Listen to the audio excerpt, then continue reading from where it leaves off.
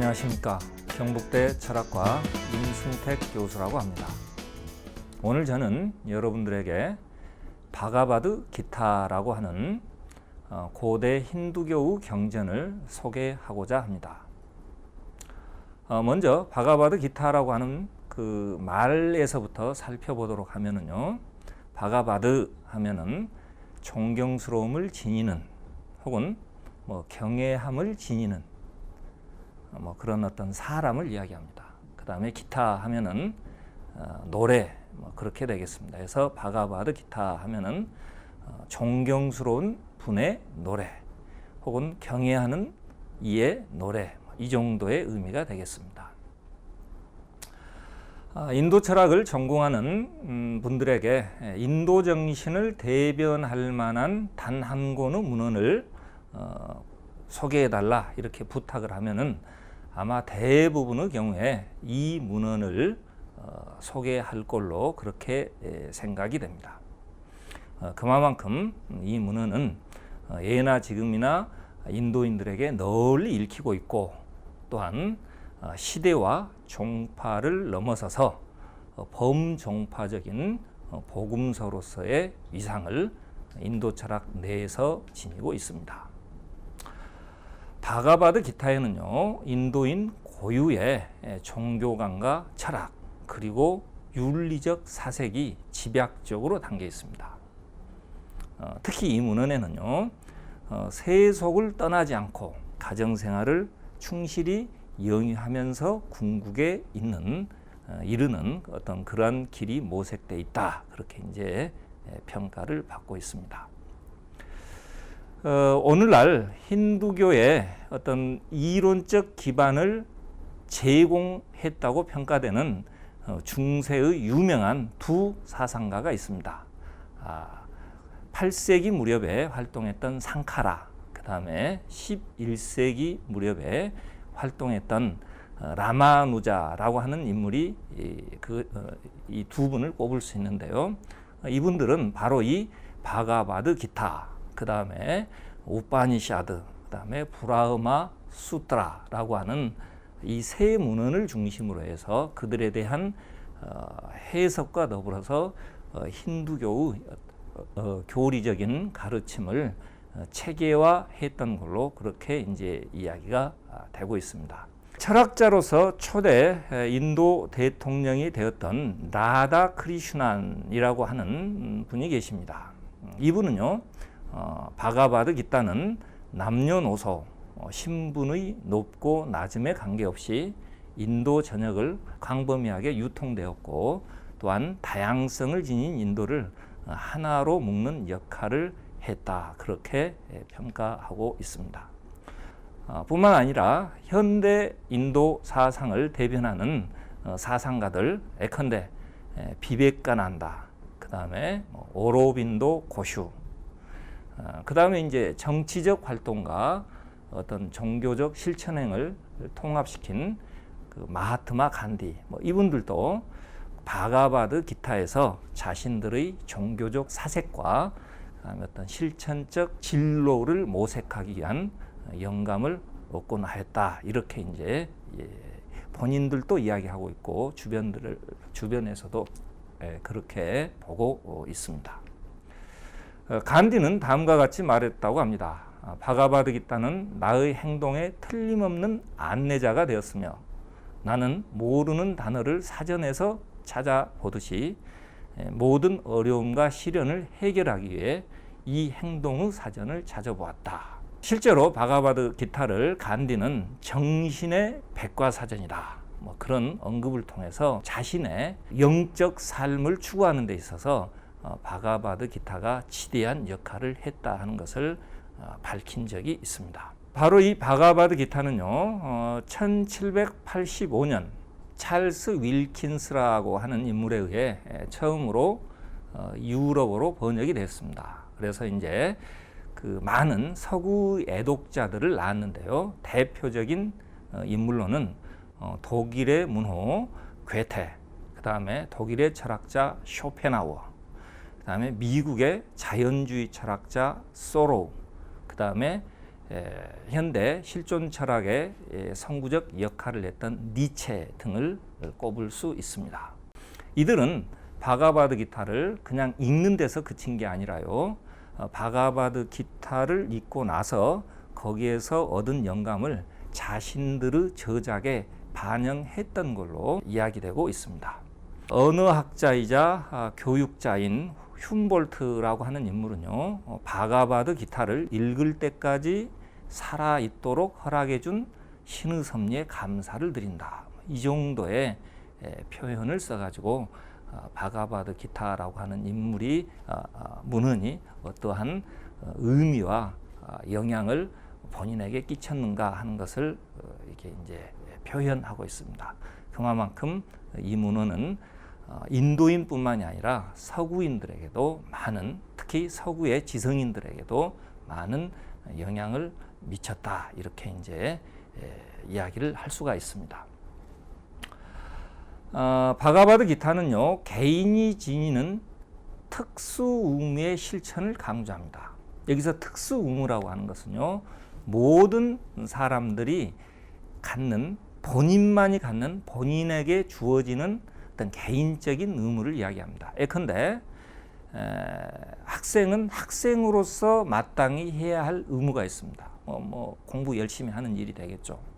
가장은 가장으로서 가장 중요한 일이 예컨대 가족을 부양하는 일. 모든 사람들이 각자 자신이 처해 있는 환경 속에서 자신에게 주어진 의무를 충실히 실천할 것을 권장합니다. 더불어서 그 과정에서 철학적 사색과 지혜의 필요성을요, 또 이게 이제 분명히 해주고, 그 다음에 절대자에 대한 헌신적인 사랑과 믿음을 고취시키는 그런 구조로 되어 있습니다. 따라서 이 문헌은 각자의 성향과 이해 능력에 따라서 형식에 매이지 않고 종교적, 철학적 삶을 살아나가는 방법을 제시한다, 이렇게 평가되고 있습니다. 바가바드 기타에는요, 논리적인 일관성이 결여되어 있다는 비판이 존재합니다. 사실 이 문헌의 주요 가르침인 행위의 요가, 다시 말해서 각자에게 주어진 일을 성실히 수행하는 것, 그게 곧 이제 구원의 길로 통한다라고 하는 게 행위의 요가인데요. 바로 이런 행위의 요가, 그 다음에 궁극의 진리를 깨달음으로써 구원에 이를 수 있다, 이게 이제 지혜의 요가가 되겠습니다. 그 다음에 절대자에 대한 믿음을 통해서 궁극에 이를 수 있다라고 하는 거, 그게 이제 신애의 요가, 이렇게 이제 크게 이제 구분을 해볼 수 있는데요. 여러 가지 요가들이요, 서로 한데 어우러져서 궁극의 어떤 그 삶을 실현하는데 서로 조화롭게 이제 기능할 수 있다라고 하는 것을 가르칩니다. 여러 계층의 사람들이 각자의 고유한 종교적 성향에 따라서 자신이 처해 있는 여건 속에서 자신의 삶을 그대로 실현하면서 궁극에 이를 수 있는 그런 길을 제시하고 있다.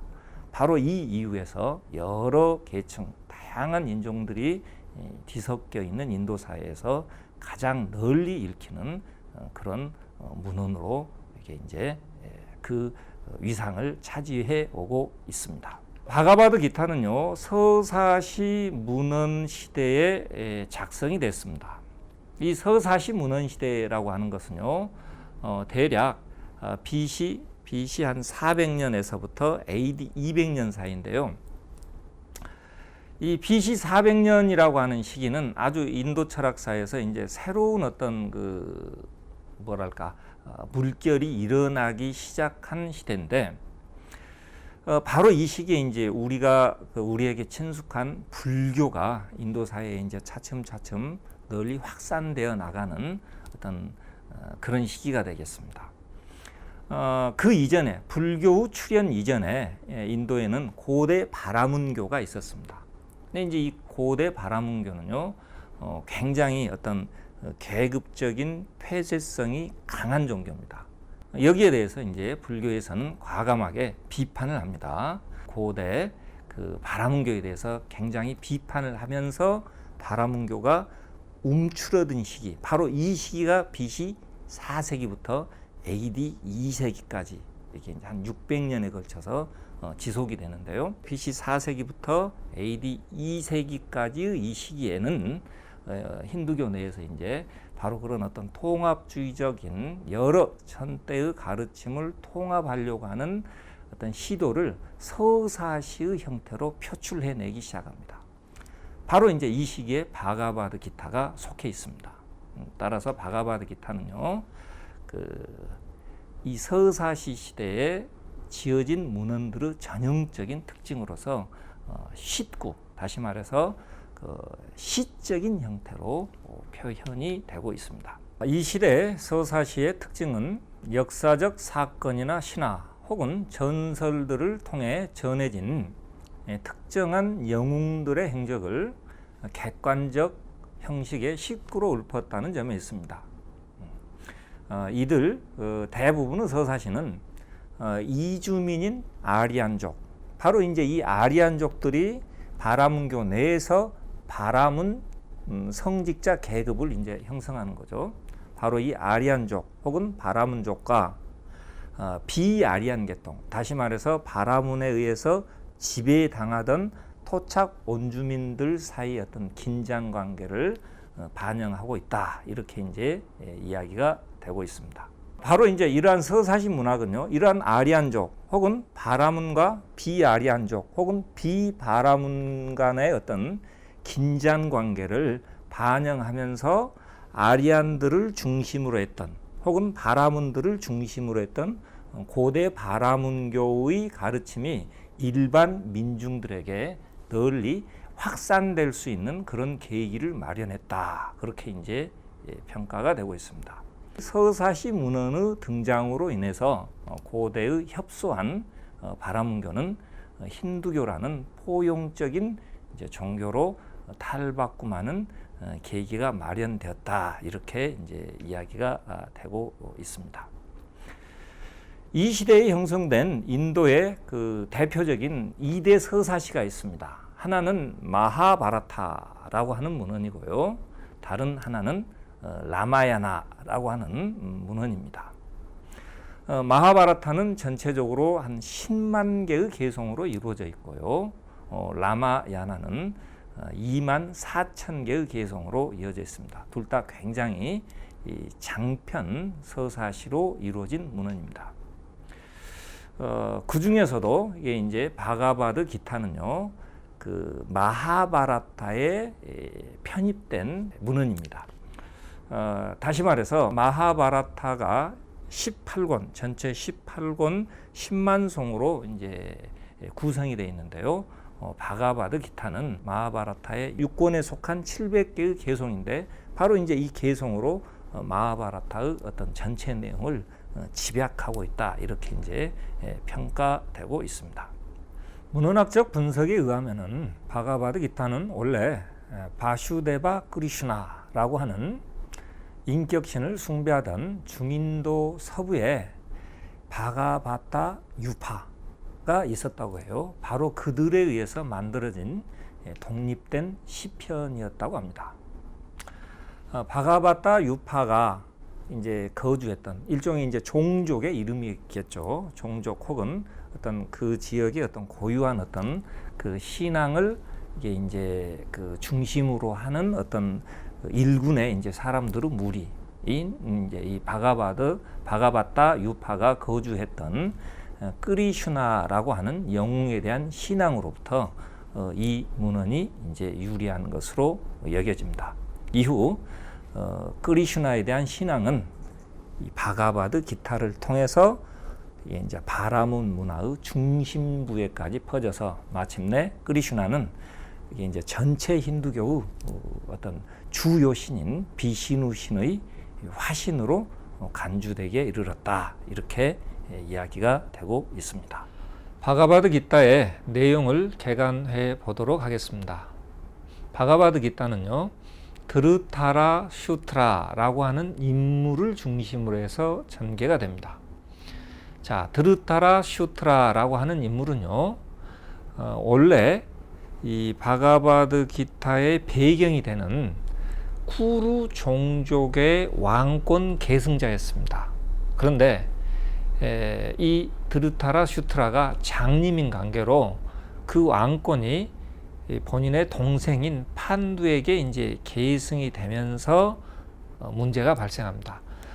판두가 왕위에 오르고 나서 5 아들을 둔 상태로 일찍 죽습니다. 판두의 아들들과 그다음에 원래의 왕위 계승자였던 드르타라 슈트라 아들 간의 왕위를 서로 간에 차지하기 위한 어떤 왕위 쟁탈전이 발생하게 됩니다. 이 과정 속에서 드르타라 슈트라의 아들들과 판두의 아들들이 벌이는 전쟁의 어떤 상황을 드르타라 슈트라가 전해 듣는 형식으로 바가바드 기타의 줄거리가 형성이 됩니다. 자, 이 판두의 5형제, 판두의 5 아들 중에서도 아르주나라고 하는 인물이 실제적인 주인공입니다.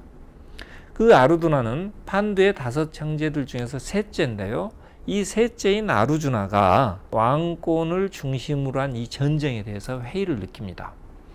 아르주나의 입장에서 볼 때요, 자기 이제 형과 친동생들과 연합해서 사촌들과 맞서서 싸운다, 혹은 사촌들을 죽이고 왕위를 찬탄하는 게 과연 정당한가 하는 것에 대한 회의를 품으면서 차라리 사촌 형들에 의해서 죽임을 당하는 게 오히려 마음 편할 것이다 라고 하는 회의를 갖게 됩니다. 그때 아르주나의 마차를 몰던 마부로서 크리슈나가요, 이제 아르주나의 이런 어떤 회의에 대해서 여러 가지 이제 조언과 충고를 합니다.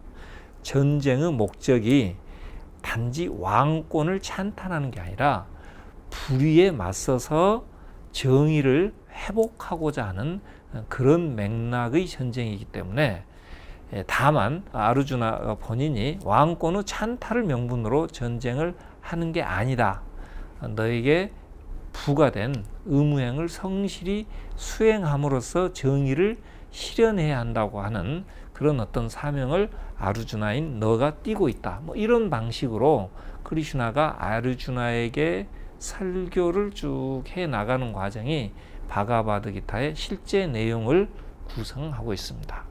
바가바드 기타는 전체 18장으로 구성이 되어 있습니다. 제 1장, 그러니까 첫 번째 장은요, 방금 전에 말씀드렸던 방식으로 아르주나가 양 군대의 진영에서 회의를 하는 장면으로부터 시작됩니다. 과연 저들과 싸우는 게 정당한가? 이런 어떤 내용으로부터 시작되고, 아르주나의 마부로 등장하는 크리슈나가 여러 가지 이제 그럼에도 불구하고 너가 이 전쟁을 회피하지 말아야 하는 이유를 어떤 그 요가의 어떤 형식으로, 다시 말해서 종교적 어떤 실천행의 차원에서 설교하는 내용이 2장, 3장, 4장 이렇게 쭉 전개되는 방식을 취합니다. 실질적인 내용은요, 매우 단순한데, 그 사이에 다시 말해서 전쟁의 상황에서 크리슈나에게 기일을 하고 그 전쟁을 자기의 삶으로 받아들이는 그 과정 속에서 크리슈나가 아르주나에게 이제 전달하는 그런 메시지들이 이제 그 이전에 인도 철학사에 등장했던 여러 문헌들의 가르침을요, 그 핵심 골자만 받아들이는 형태로 믹스시키고 있습니다. 그러니까 이제 우리가 살펴볼 내용은요, 바가바드 기타에서, 그러니까 내용 전개 자체보다는요, 바로 그 과정에서 크리슈나가 아르주나에게 여러 가지 방식으로 제시하는 어떤 종교적 구원의 길, 바로 그 부분입니다. 이 과정에서 가장 이제 여러 학자들이 그 바가바드 기타의 내용을요, 이제 가장 어떤 핵심적인 어떤 메시지를 크게 3가지로 정리를 합니다. 3종의 요가다, 뭐 이렇게 해서 이제 정리가 되는데요. 첫째는 신의 요가, 그다음에 둘째는 행위의 요가, 그다음에 셋째는 지혜의 요가가 됩니다. 우리가 일반적으로 요가 하면은 몸 비트는 정도의 어떤 의미로 이게 이제 많이 그 이해들을 하고 있는데요. 사실 몸 비트는 것도 그러니까 요가에 대한 어떤 한 이해가 될 수 있다는 것은 이제 뭐 부정할 수 없어요. 그러지만은 인도 철학에서 원래 큰 맥락에서의 요가는요, 자기 몸과 마음을 다스림으로써 건전한 방향으로 삶을 이끌어 나가는 것, 바로 그게 이제 요가입니다.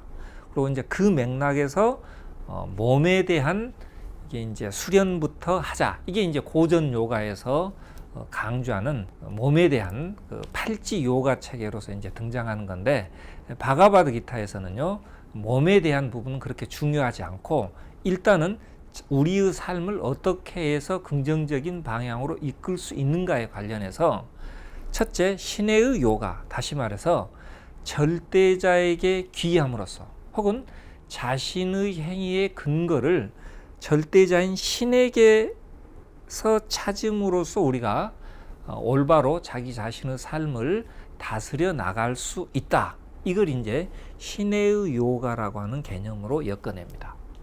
그 다음에 이제 또 다른 것을 아까 이야기했던 방식으로 또 다른 이제 지혜의 요가, 그 다음에 또 다른 방식 행위. 다시 말해서 뭐 사회적 의무행을 쭉 이게 이제 해 나가는 자체가 곧바로 궁극의 구원으로 이르는 길이다 하는 방식으로 큰 맥락에서 세 가지 요가를 제시하는데요. 신의 요가에서부터 바가바드 기타의 내용을 이게 이제 그 중심 내용을 살펴보면은요, 신의 요가는 아까 말씀했듯이 신에 대한 헌신과 은총에 의해서 구원에 이를 수 있다. 더불어서 신에게 귀한다는 그 자체는요, 모든 계층의 사람에게 다 개방된 길일 수 있다. 뭐 이런 어떤 이야기를 제시합니다. 다시 말해서 9장 32절에 보면은요, 크리슈나가 이제 그 아르주나를 비롯한 여러 이제 그 존재들에게 이런 이야기를 합니다. 나에게 귀하면은 미천한 태생, 뭐 여자, 바이샤, 수드라. 바이샤는 이제 인도 고유의 사성 계급 중에서 상인 계급에 해당하고, 수드라는 노예 계급에 해당합니다. 최고의 경지에 도달할 수 있다. 뭐 이렇게 이제 가르칩니다. 이런 가르침이 뭐 그리 대단한가라고 생각할 수도 있는데요. 사실 이건 이제 고대 그 바라문교, 다시 말해서 불교 이전에 이제 인도 사회를 지배했던 종교관념에 비하면은요, 굉장히 획기적인 어떤 진전입니다. 왜냐?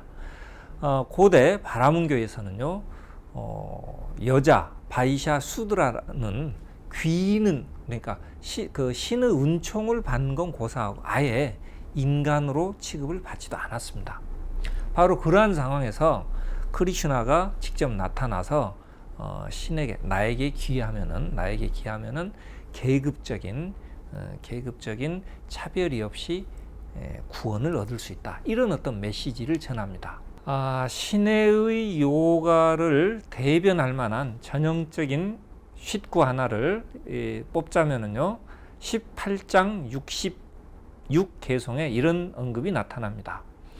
모든 인위적인 의무를 포기하고서 신에게 절대적으로 기하는 것, 그러니까 나를 유일한 기초로 삼으시오라고 하는 언급이 나옵니다. 이것은 우리 행위의 근거를요, 의무행의 어떤 내적 동기를 신에게서 찾으라 이거예요. 그러니까 개인적인 의무를 다 신에게 맡기고 신의 어떤 신을 위한 헌신의 방법으로서 이게 이제 그 너에게 주어진 일들을 하라. 그러면은 모든 악에서 벗어날 것이다. 라고 하는 메시지가 되겠습니다. 이게 이제 바로 전형적인 유일신교적 종교관념에서 보여지는 어떤 관념이 되겠습니다.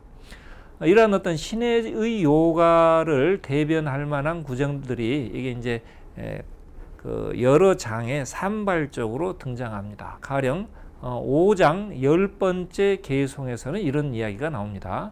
행위를 브라흐만 안에서 받아들이고 집착을 포기한 채 행위를 하는 자는 제약에 물들지 않는다오. 물에 젖지 않는 연꽃처럼 이런 언급이 나타나요. 이것도 이제 아까 설명드렸던 내용하고 동일한 맥락이 되겠습니다. 또한 6장 47개송에는 다음과 같은 내용이 나옵니다. 모든 요가 행자들 중에서도 내적 자로 나에게 온 자, 신심을 지니고 나를 신뢰하는 자가 가장 잘 제어된 자라고 나는 생각하오. 이거 역시 이제 크리슈나가 아르주나한테 이야기하는 건데요. 9장 27개송에서는요, 이러한 내용이 나타납니다. 행동하고 먹고 공양하고 보시하고 고행하는 그 모든 것을 쿤티의 아들 아르주나여 나를 위한 봉헌으로 여기고 행하시오. 행동하는 모든 것을 신과 별개로 분리시켜서 생각하지 말라는 의미입니다. 다시 말해서 내가 무엇을 하든 무엇을 먹든 무슨 착한 짓을 하고 무슨 어려운 일을 도맡아서 하든 그 모든 것을 신의 영광을 실현하기 위한 걸로 알고 행하라. 그러면은 그게 곧바로 구원으로 통한다. 이런 어떤 이야기가 되겠습니다. 계속 그 9장 27개송 다음에 이제 28개송을 보면은요, 그리하면은 그와 같이 좋고 나쁜 결과를 이야기하는 행위 속박에서부터 해방될 것이요. 우리가 우리 자신을 속박하는 이유는요, 항상 나 자신의 어떤 이기적 관념을 얼마만큼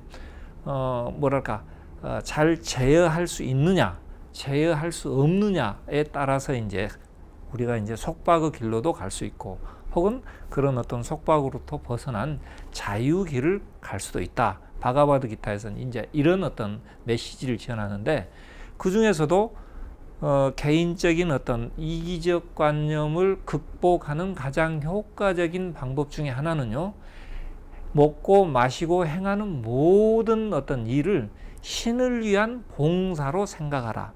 바로 이게 이제 신의 요가에서 이야기하는 하나의 구원의 방법이 되겠습니다. 자, 이게 이제 바가바드 기타에서 제시하는 신의 요가. 다시 말해서 그 신에 대한 기의와 은총을 통해서 구원에 이르는 방법이 되겠고요. 또한 이제 그 다른 어떤 방법, 아까 이야기했습니다. 신의 요가, 그 다음에 행위의 요가, 그 다음에 지혜의 요가, 이 세 가지 요가를 이야기 드렸는데요. 이제 행위의 요가로 넘어가자면요, 행위의 요가는 올바른 사회적 의무행을 수행하는 것, 그것 자체가 곧 구원에 이르는 길이다. 이제 아주 독특한 어떤 관념입니다.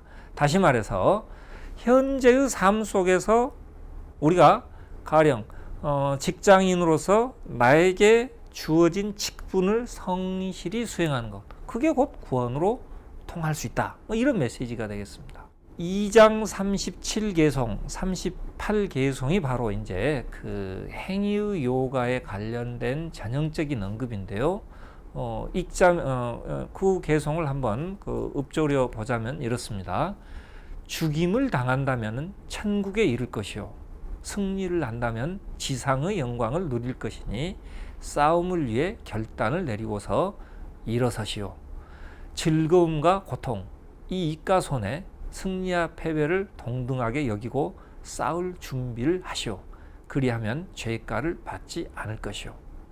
이 언급이 이제 그 전형인데요. 이건 이제 아까 제가 바가바드 기타의 내용 개관을 하면서 잠시 이야기했지만은, 아르주나가 전쟁에 대해서 이제 회의를 할 때 크리슈나가 아르주나에게 가가지고 이런 이제 언급을 합니다. 다시 말해서 이 전쟁은 정의를 실현하기 위한 전쟁이다. 그리고 너에게 이제 이 정의의 실현이라고 하는 그 주어진 의무를 수행을 하라고 하는 맥락에서 이제 제시하는 그런 가르침이 되는데요. 만약 전쟁에서 싸우다가 우리가 두 가지 경우 수가 있겠죠. 간단합니다. 그건 뭐냐? 전쟁에서 이기면은 이기든가 혹은 전쟁에서 지든가예요. 그래서 전쟁에서 죽임을 당한다면 어떻게 되죠? 군인으로서 성실한 자기 직분을 행한 그 자체가 구원으로 통하기 때문에 그게 천국에 이른다, 이 말이 됩니다. 그 다음에 이제 전쟁에서 이긴다면은 천국까지 갈 필요가 없이 현세에서 왕권의 영예를 누릴 수 있다. 뭐 그런 이야기예요. 그래서 이제 죽고 살고 혹은 지고 이기고에 이게 이제 상관하지 말고 전쟁을 위해서 이제 정의의 전쟁을 위해서 결단을 내리고 일어서라는 겁니다. 여기서 이제 조건은 뭐냐?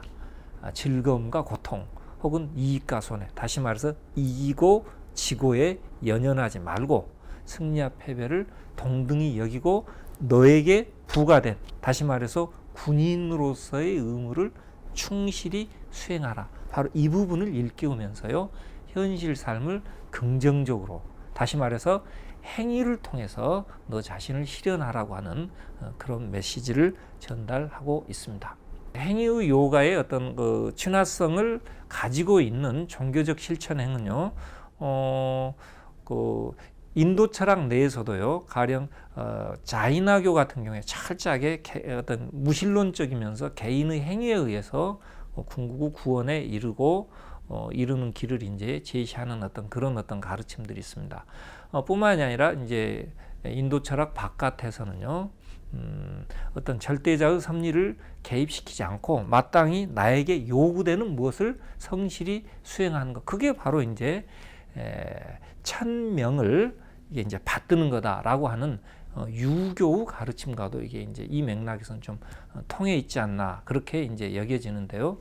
아무튼 바가바드 기타에서는 행위의 요가를 통해서도, 그러니까 절대적 신관념을 굳이 끌어들이지 않고 행위의 요가 자체, 다시 말해서 우리에게 요구되어지는 의무행을 성실히 수행하는 그 자체만으로도 궁극의 이제 구원에 이를 수 있다라고 하는 방식의 가르침을 제시합니다. 바로 이게 바로 행위의 요가이고요. 아까 전에 이야기했던 신의 요가와는 약간 구분이 되는, 자기 자신을 이게 이제 궁극적 구원으로 이끄는 또 다른 형식의 어떤 자기 수양의 길로서 이제 이 행위의 요가가 이런 식으로 제시가 되고 있습니다.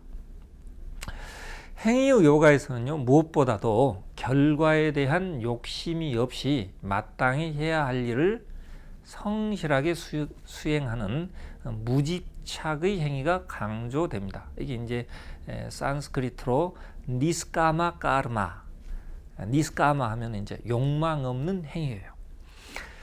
이걸 어떻게 우리가 이제 생각해 볼 수 있겠냐면요, 우리 행위가 우리 자신을 속박할 때 대체적으로 보면은 욕심이 전제되면은요, 그게 다 우리에게 짐이 됩니다.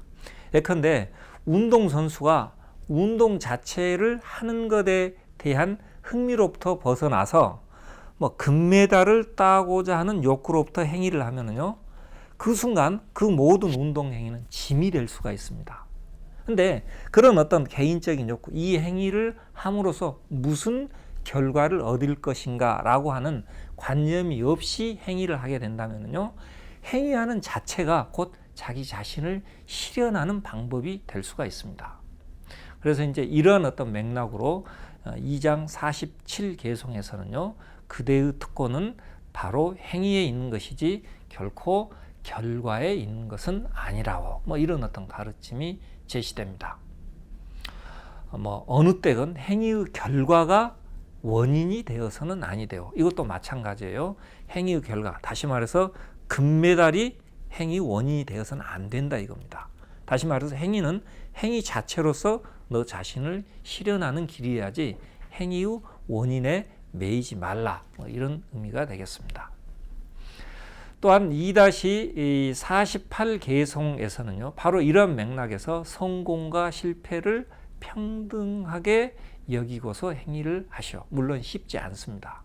그렇지만은 이 말은요, 전체적으로 행위의 매인 상태로, 다시 말해서 행위의 결과에 대한 집착으로 인해서 행위를 하게 될 때 우리는 자기 자신을 해방의 길로 이끄는 것이 아니라 구속의 길로 이끌 수 있다라고 하는 메시지를 이게 이제 전달하는 것으로 이야기할 수가 있겠습니다.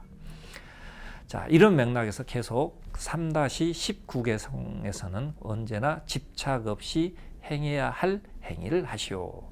왜냐하면 집착이 없는 사람은 행위를 하면서도 지고에 도달하기 때문이라. 뭐 이런 언급이 나옵니다.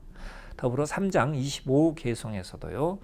무지한 사람들이 행위에 집착되어 행위를 하듯이 바라따의 자손 아르주나여 현명한 사람은 세상의 유지를 위하여 집착 없이 행한다. 다시 말해서 자기 자신의 개인적인 욕구를 빼고 오로지 세상의 유지를 위해서 봉사의 맥락에서 행위를 한다면은 그게 곧 자기 자신을 이게 이제 해방시키는, 그리고 또한 세상을 유지하는 길이 될 수 있다라고 하는 원리를 가르치고 있습니다. 집착에서 벗어나 자기를 내세우지 않으며 정진력과 열정으로 가득 차 성공과 실패에 변함이 없이 없는 행위자를 순수하다고 한다. 이게 이제 18장 26 개송입니다. 역시 이 구절 역시 이제 행위 자체가 곧 스스로를 구원시키는 길일 수 있다고 하는 행위의 요가를 대표하는 구절을 하나로 우리가 이야기를 할 수 있겠습니다. 신의 요가, 그 다음에 행위의 요가, 그 다음에 마지막으로 제시되는 게 지혜의 요가입니다. 이 지혜의 요가는요, 어떤 인식의 전환을 통해서 우리에게 부과된 여러 가지 고통의 어떤 실존 상황을 벗어날 수 있다고 하는 그런 메시지를 전달합니다. 특히 이제 이 지혜의 요가는 불이론적 베단타 사상과 밀접한 관련을 지니는 것으로 그렇게 이제 이야기되고 있습니다. 이 불이론적이다, 불이론이다 하는 것은요, 나와 나 아닌 것이 둘이 아니다. 그래서 이제 불이론이에요. 아드바이타, 둘이 아니다. 이게 뭐냐면은 결국에 우리가 왜 고통의 상황에 노출이 되는가 하는 그 근원이 결국에는 나와 타자를 구분함으로써 끊임없이 자기 자신의 어떤 이기적 어떤 그 관념을, 이 이기적 자아관념을 이 경화시키는 혹은 고착화시키는, 그게 곧 대부분은 우리 삶에 있어서의 고통의 원인으로 작용한다고 하는 것에 대한 그런 어떤 내용을 이제 불이론적 가르침, 다시 말해서 그걸 넘어설 때 결국에는 나와 나 아닌 존재가 하나라고 하는 것을 깨달을 때 우리가 궁극의, 그러니까 그 고통 어떤 실존으로부터 벗어날 수 있다고 하는 지혜를 내용으로 하는 건데요. 지혜의 요가에 관련해서는 이러한 내용이 나옵니다. 예컨대 2장 51 개송에서는요, 지혜로서 수련된 현명한 사람들은 업으로부터 생겨난 결과에 집착하지 않고 환생의 속박을 벗어나 욕망으로부터 자유로운 경지에 도달한다. 뭐 여러 가지 좀 난해한 구절도 있습니다만은 가장 중요한 대목은 그겁니다. 결과에 집착하지 않음으로써, 그건 이제 결과에 집착하지 않는 지혜가 있어야겠죠. 그런 지혜를 통해서 욕망으로부터 자유로운 경지에 우리는 도달할 수 있다. 뭐 그런 내용이 되겠습니다. 자, 4장 19 개송에 이런 이야기가 나옵니다. 모든 일에 욕망과 분별을 버린 사람, 지혜의 불로서 행위를 태워버린 사람을 현명한 사람들은 학식이 있는 사람이라고 하였소. 다시 말해서 지혜의 불로서 자기 자신을 구속하는, 뭐 이런 예는 여러 가지가 있을 수 있습니다. 다시 말해서 우리 사회에 여러 가지 이제 그 뭐 불의 혹은 정의롭지 못한 혹은 자랑스럽지 못한 일에 연루돼서 자기 자신의 어떤 그 명예에 먹칠을 당하고 뭐 육체적, 정신적인 어떤 그 뭐랄까 바람직하지 못한 방향으로 가는 사람들을 보면은요, 조금만 자기 자신의 행위를 넓게 볼 수 있는 지혜가 있었다면, 다시 말해서 이러저러한 행위들이 결국에는 자기 자신을 건전하지 않은 방향으로 이끌 것이다 라고 하는 바로 그런 부분에 대한 통찰이 있었다면은 이게 이제 그런 욕망과 자기 자신을 헛된 방향으로 이끄는 분별로부터 좀 더 자유로웠을 텐데 하는 느낌을 주는 분들이 있습니다. 바로 이런 부분들이 이제 어떤 전형적인 지혜의 요가에 연결될 수 있는 사례가 되지 않을까 하는 생각을 해봅니다. 지혜의 요가를 대변하는 또 다른 개송이 이제 7장 18개송입니다. 읽어보자면요. 실로 이들 모두가 숭고하오. 그러나 나는 지혜로운 자를 바로 나 자신으로 여긴다오. 왜냐하면 그는 자신을 제어하고 무상의 경지인 나에 머물기 때문이라오.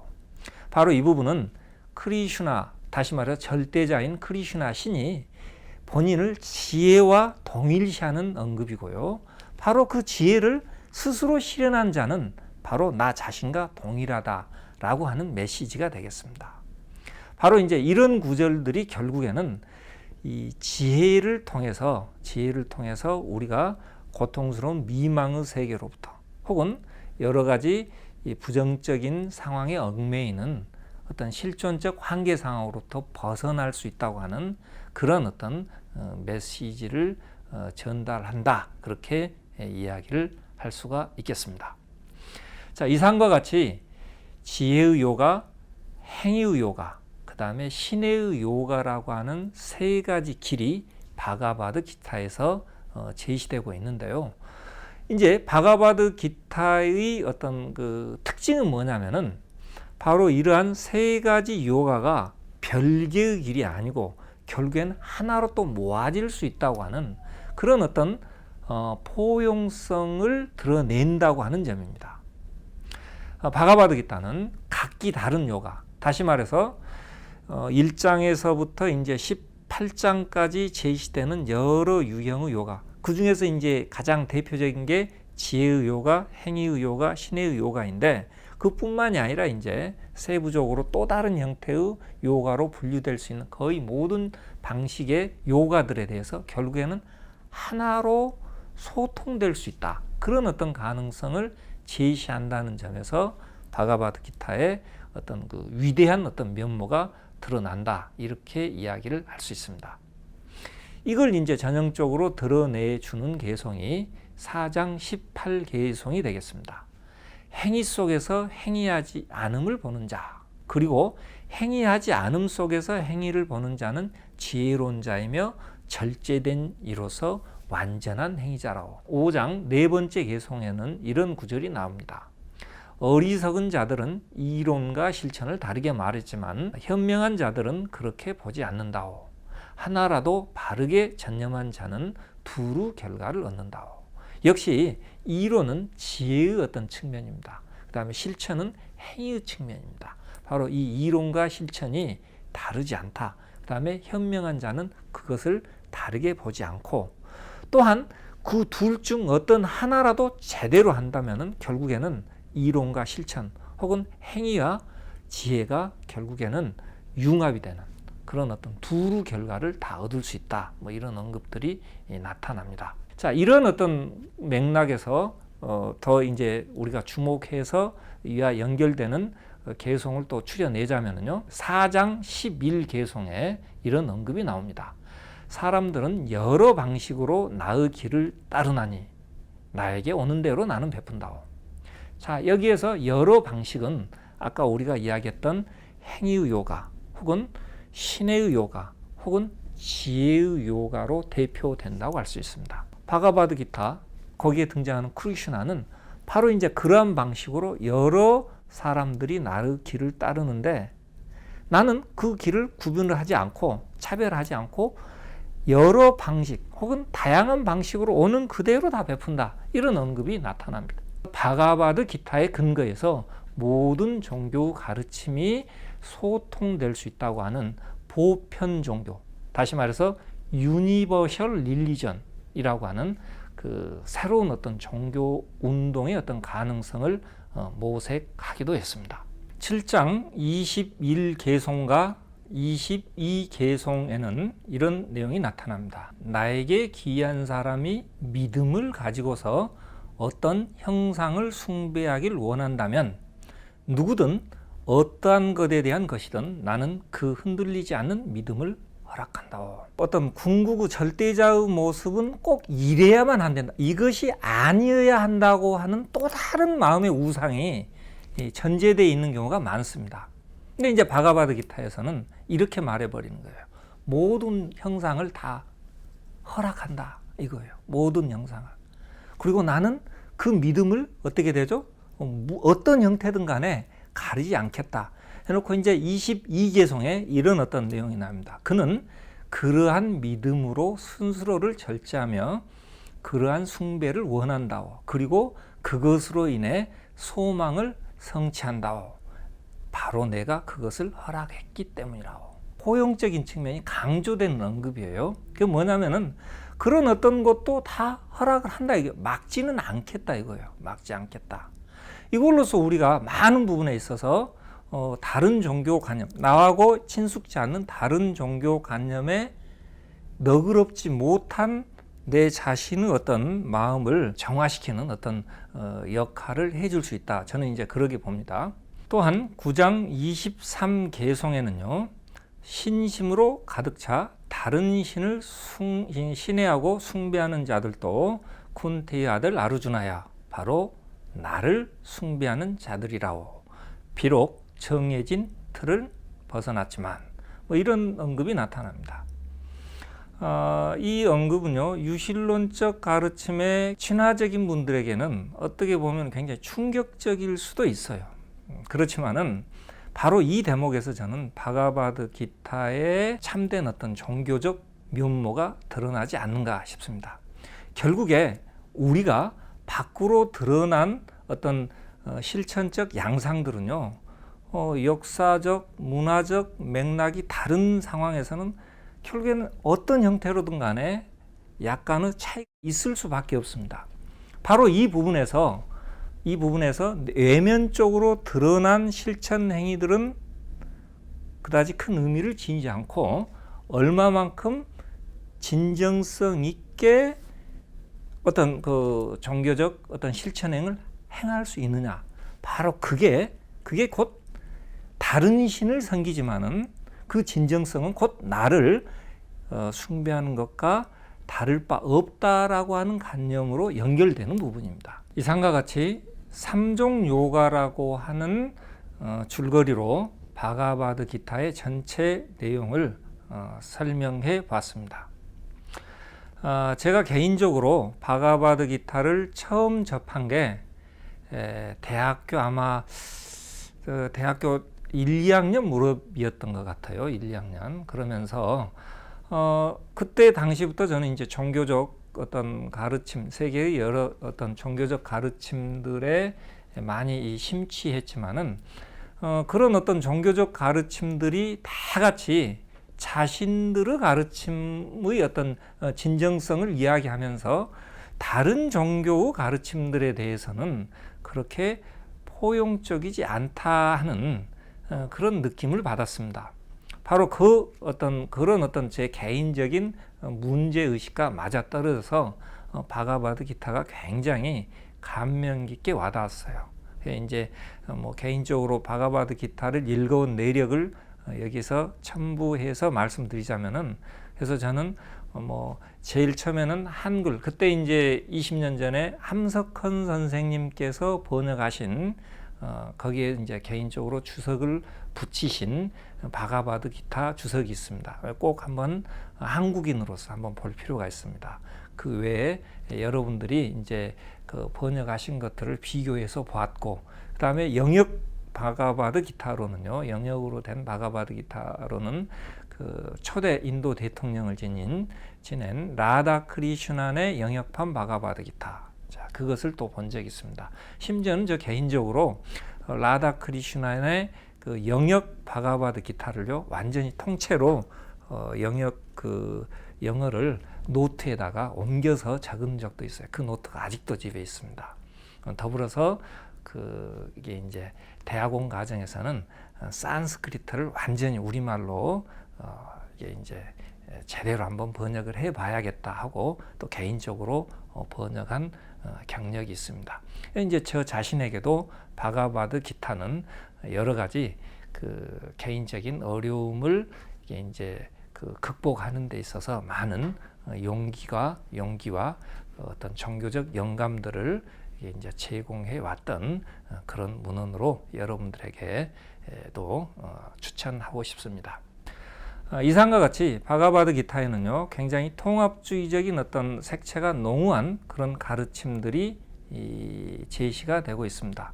그런데 이러한 어떤 통합주의적 가르침은요, 기존의 어떤 사회 질서 내에서 극복되어야 할 부분들을 철저하게 극복하지 못하고 넘어가게 하는 그런 어떤 약점을 내포할 수 있습니다.